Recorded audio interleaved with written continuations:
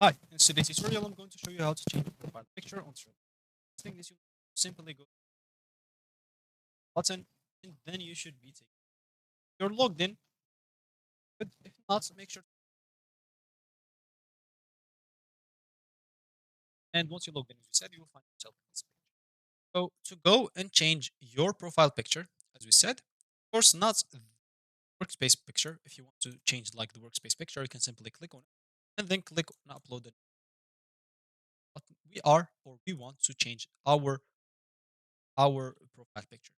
So you can simply click on your profile at the top right corner, then click on Manage Account. This will open a new tab, how to manage your Atlassian account. And as you can see here, you'll find profile header image.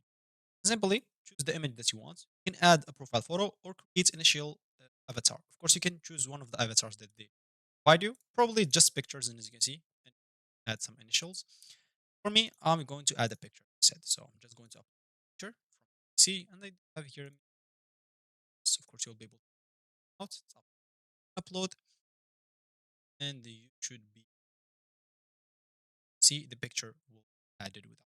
Now, if you go back to Trello and refresh, find your picture has changed. So that's going to be it for me in this video. Thank you for watching and goodbye.